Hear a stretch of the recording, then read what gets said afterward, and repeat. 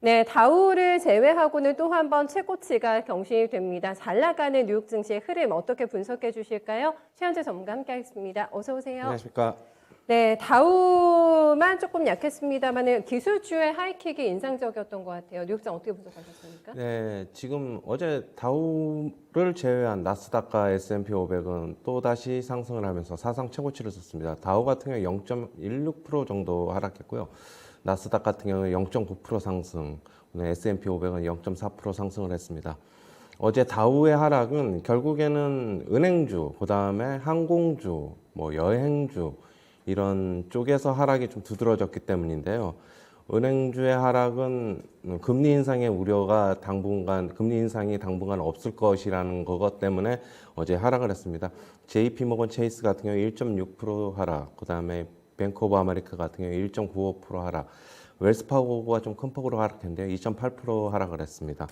어제 이제 빅테크 주식들 같은 경우에는 모두 다 상승을 했죠. 애플도 사상 최고치, 페이스북도 사상 최고치, 그다음에 구글, 뭐 MS, 아마존 같은 경우 모두 상승을 했습니다. 지금 어제 이제 EU에서 미국발 입국을 좀 제한하겠다는 소식에 이제 델타 항공과 아메리칸 에어라인이 한 3% 후반대에 하락을 했습니다. 그리고 여행주 같은 경우 카니발과 노르웨이지안 크루즈 같은 경우에 2% 후반에서 3%대의 하락을 기록했습니다. 어제 다우의 하락은 이들 주식, 금융주, 그다음에 은행 쪽이, 항공주, 여행주 이런 주식이 하락을 했기 때문에 좀 다우 지수가 좀 약세인 것으로 좀 보고 있습니다. 지금 어제 같은 경우에 보면 애플 같은 경우에도 어제 한 3%대 상승을 했죠. 애플 13에 위성통신 기능을 이제 탑재할 것이라는 소식에 이제 네. 3%대 상승을 했고, 네. 그거 애플과 협력이 예상된 이제 뭐 인공위성 업체 글로벌스타 같은 경우 64%대 폭등을 했습니다. 페이팔 같은 경우에도 한 3.6% 상승을 했는데요. 페이팔 같은 경우에 자사 플랫폼에서 주식 중개 서비스를 제공한다는 준비하고 있다는 소식에 강세를 나타냈습니다. 페이팔은 최근에 조금 약세를 보였는데 좀 주식이 좀 고평가되어 있다는 논란이 있었죠. 그런데 이번에 이제 이런 소식이 전해지면서 주가는 좀 힘을 얻는 좀 모습이었습니다. 지금 보면은 어제 이제 뭐 대형 IB들 같은 경우에서 이제 뭐 지금 주식 시장이 너무 지금 밸류에이션이 높다, 고평가돼 있다 이렇게 얘기하면서 향후 시장을 조금 안 좋게 바라보는 시각이 좀 많이 좀 나왔습니다. 모건 스탠리뿐만이 아니라 도이치뱅크에서도 그런 의견이 나왔는데요. 뭐 그다음에 캐피탈증권의 매니지먼트도 그런 의견을 냈습니다. 모건 스탠리 같은 경우에 뭐 기록적인 GDP와 기업 실적들이 이렇게 증가하고 있는데 실적이 증가하고 있었고 인플레이션 상승을 고려하면 연준이 지금 9월 FOMC 회의에서 공식적인 테이퍼링 신호가 나올 것이다. 시장도 당연히 이를 받아들일 것이다. 뭐 기대할 것이다. 이렇게 얘기를 했고요. 테이퍼링 공식화는 결국에는 금리가 더 높아진다는 의미고 그러면은 주식 밸류에이션은 좀 더 낮아진다는 얘기로 시장이 향후에 한 10% 정도 조정을 받을 수 있다. 이렇게 얘기를 하고 있습니다. 뭐 캐피탈 증권 매니지먼트의 수석 전략가도 9월은 역사적으로 주식시장이 힘든 달이고 S&P 500 같은 경우에 지금 나스닥 같은 경우에 올해 말까지 5에서 한 15% 조정 받을 수 있다. 인플레이션이 일시적이 아니기 때문이다. 뭐 이렇게 얘기를 하고 있습니다. 도이치뱅크도 역시 비슷한 의견을 지금 어제 전했습니다. 그리고 어제 이제 마이크론 테크놀로지 같은 경우는 장중에 나온 소식은 아니고 장 전에 이제 나왔는데 네. 목표가 하향 소식이 나왔습니다. 110달러에서 95달러로 하향했는데 도이치뱅크의 이제 애널리스트가 얘기를 했죠. 메모리 시장 둔화가 전망이 되는데 네, 네. 지금 메모리 시장의 지금 과거의 사이클을 보면은 고려했을 때 상당 기간 메모리 산업에 이제 좀 부정적으로 보고 있다는 그런 리포트입니다. 네. 최근 디램 업체들의 이런 메모리 시황이 안 좋은데도 시설 투자를 하면은 결국에는 2022년도에는 공급 과잉이 전망된다 이렇게 얘기를 하고 있습니다. 알겠습니다. 지금 이렇게 되면은 기술주의 강세만 도드라졌을 뿐 시장 전반이 좋았던 건 아니다. 섹터별의 온도차가 굉장히 컸다라는 게 저희가 착안이 되고 있는데 파월 효과, 잭슨의 효과라고 봐야 되겠습니까? 기술주가 이렇게 강한 흐름은요? 맞습니다. 네. 이 제가 기술주의 지금 이렇게 강세는 지금 보면 강세는 저는 좀 이렇게 보고 있습니다. 지금 어제도 이제 앵커님 안 계셨을 때 얘기했는데 글로벌 유동성이 폭증하면서 기술주의 자금이 좀 빅테크 주식들 특히 네. 그쪽으로 자금이 좀 많이 갔고요. 그리고 투자자들도 빅테크 주식에 투자하는 거를 좀 마음 심리적으로 좀 편안해하는 것 같습니다. 아, 그리고 예. 지금 또 이런 빅테크 주식들의 강세는 여태까지 경기가 안 좋았는데도 불구하고 고성장을 했다. 그럼 향후에도 경기가 지금 뭐 좋든 안 좋든 계속적으로 고성장을 할 것이다. 그런 믿음을 좀 가지고 있는 것 같습니다. 뭐 배당은 조금 적지만은 배당보다는 결국에는 뭐 수익 차익을 실현하는다. 계속 성장하는 기업에 투자를 하겠다. 이런 의미로 좀 받아들이고 저는 있습니다. 그 안에서도 애플의 위성 관련해가지고 어제 우리 시장에도 영향을 미쳤는데 굉장히 덩치가 커지고 있는 움직임이 확인이 됩니다. 저희가 뭉뚱그려서 기술주가 좋았습니다라고 말씀을 드렸습니다만은 그 안에서도 굉장히 나눠지잖아요. 앞에 저희가 소프트웨어 전망해드렸는데 하드웨어 쪽도 있고 뭐 지금 플랫폼 기업들도 있을 것이고 굉장히 많은 빅테크가 지금 나눠지지 않겠습니까? 그 안에서도 종목을 조금 속아낼 필요가 있을 것 같고 전문가님 방금 말씀하신 마음 편하게 투자하기 위해서는 어떤 기술주에 대해서 픽을 해야 될지 거기에 대한 고민이 좀 있을 것 같아요. 우리나라 시장 말씀하시는 겁니까? 아니면 미국 증시를 좀 미국 보고 증시? 예. 지금 미국 증시에서 지금 연일 신고점을 계속 빅테크 주식들은 경신을 하고 있죠. 아마존만 빼고는. 그러니까 빅5라고 하는 페이스북까지 넣으면은 모두 다 지금 신고가 지금 계속 경신하고 있습니다. 그런데 지금 뭐 한번 애플 같은 경우 한번 차트를 한번 볼까요? 지금 애플 같은 게 차트를 보면은 길게 뭐 장대 양봉이 섰는데 조금 더 상승할 여지는 당연히 있습니다. 뭐 지금 여기서의 하락을 논하는 거는 뭐 맞지를 않고요. 근데 이걸 어디까지 상승을 하느냐. 전체적인 좀 지수를 봐야 될 것 같은데, 나스닥 지수를 보면은, 지금 나스닥 지수를 보면, 얼마 전에, 그러니까 목요일이죠. 목요일 요 부분에서 이제 조정이 나왔는데, 다시 상승하면서 상승 장악형, 어떻게 보면, 좀 패턴이 나온 것으로 좀 보이고 있어요. 네.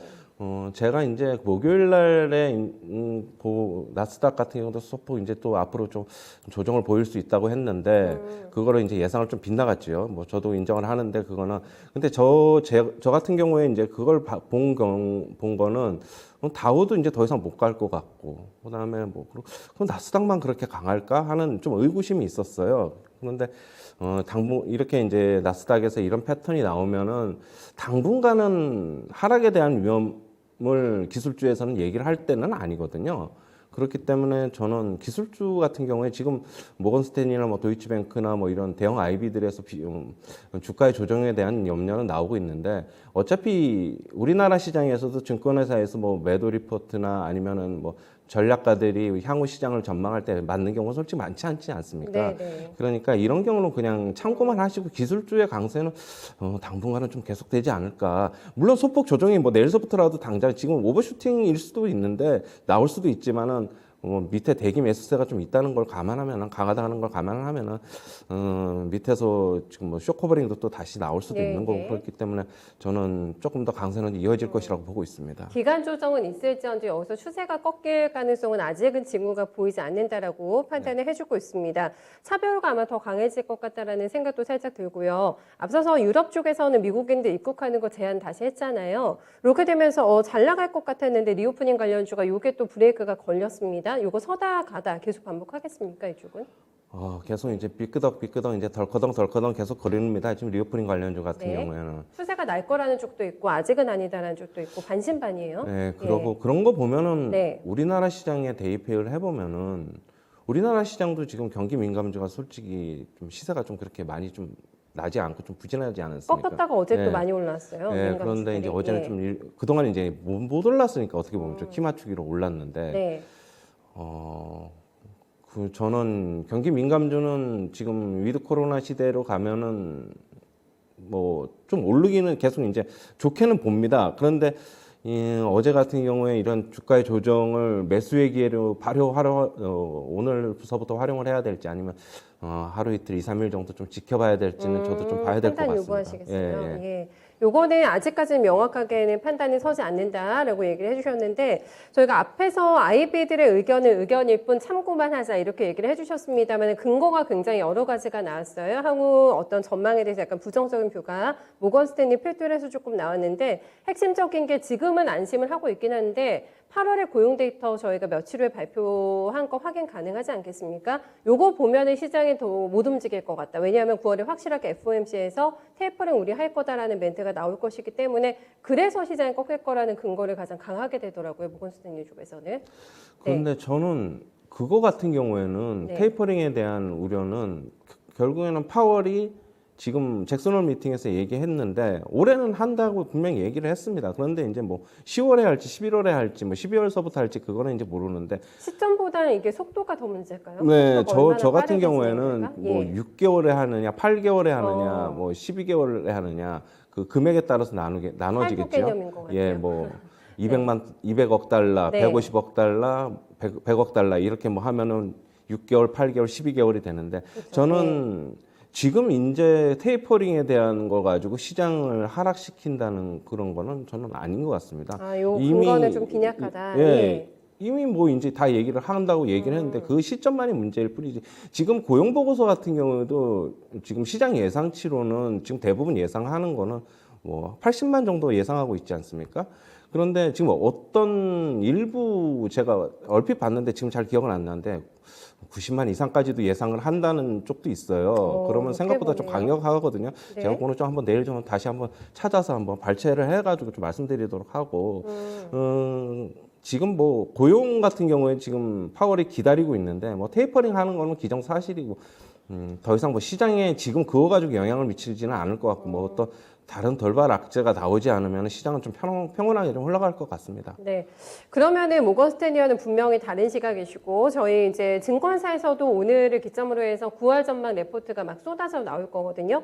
뉘앙스는 그다지 편치는 않을 것 같다라는 의견이 조금 더 많습니다. 9월장 전망을 전문가님 그럼 우리나라 어떻게 시장 하고 계세요? 말씀하시는 그렇죠? 다 미국하고 우리 증시가. 예. 미국 시장도 지금 S&P 500 같은 경우에는 7개월 연속 상승했습니다. 8월 지금 9월 같은 경우에 뭐 초부터 꺾일지 말에 꺾일지 뭐는 모르겠는데 기다리는 일부 조금, 조정이 오지 않고 있어요. 네, 9월 같은 네. 경우는 조금 소폭 조정도 올 수 있을 것 같습니다. 근데 그 조정이 추세적인 하락일지 아니면은 그 일부 짧은 조정을 거치고 다시 상승을 할지는 조금 봐야 될 것 같고요.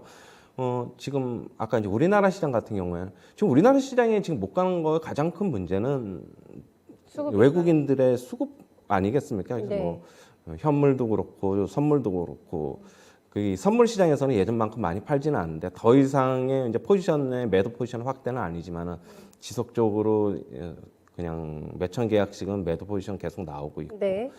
현물 시장에서도 계속 팔고 있고 당분간은 외국인의 수급은 지금 여기서는 저는 기대하기가 아주 특별하게 미국 시장에서 아주 어마어마하게 어메이징한 뉴스가 나오기 전까지는 스탠스 변화는 쉽지 않다고 보고요. 어메이징한 뉴스는 악재를 말씀하시는 거죠? 미국에서? 아니 좋은 소식이 나와야지 소식이 우리나라 나와서? 시장에서 매수를 하니까. 아, 외국인들이요? 지금 네. 우리나라 시장에서 뭐 외국인들의 매도는 계속 나오고 있는데 저는 달러에 얘기하실 줄 알았어요. 달러의 움직임 때문에 외국인들이 돌아올 수 있을 것이다. 달러 인덱스는 그건 제가 아니세요? 이제 저번에도 말씀드렸듯이 예. 결국엔 1,200은 못 넘고 제가 이제 못 넘을 거라고 얘기했는데 지금 또 계속 하라고 하고 있지. 달러 인덱스는 당분간은 제가 뭐 이건 신경 안 써도 될 것 같아요. 지금 달러 인덱스 차트도 그렇고. 네. 그러니까 그건 아니고 지금 외국인들 같은 경우에는 지금 돌아서기가 지금 힘들어 보여요. 왜냐하면 미국 시장에서 아주 큰 호재가 있지 않는 이상은 기조적으로 팔고 있는데 나는 고점에서부터 계속 팔고 3천 초반까지 계속 팔았는데 지금 여기서 3,100 한 40, 50에서 다시 들어온다. 그건 아닌 것 같고요. 조금 더 시장을 아래쪽으로 하방을 한번 테스트 해볼 것 같아요. 그러면은 해본 다음에 더 이상의 뭐 추가적인 하락이 없을 거라고 보면은 다시 이제 서서히 사들어가고 아니면 선물 포지션부터 먼저 확대를 이제 환매수를 해놓고 사겠죠. 당연히. 네, 예, 현물 쪽은 나중에 살 겁니다. 지금은 연기금하고 개인 수급밖에 연기금도 소폭 그렇게밖에 지금 기대를 할 게는 없을 것 같아요. 지금 우리나라 시장을 보면 어제 같은 경우도 좀 실망스러웠고. 예. 박스권 하단이 그럼 낮아지는 장세 예상하시는 겁니까? 예, 저는 예. 3,050에서 3,150 뭐 박스권으로 봤는데 여전히 그 시각은 유효한데 하단을 한 번 더 테스트해 볼 수 있지 않을까 좀 네. 그렇게 보고 있습니다. 네, 우리 시장이라고 해서 애써 보호하지 않으시네요. 굉장히 냉정한 시각으로 정리해 주셨는데 박스권 하단이 조금 더 낮아지간에서 감안하면서 네, 9월장 전략 저희 체크해 보겠습니다. 말씀 네, 고맙습니다. 감사합니다.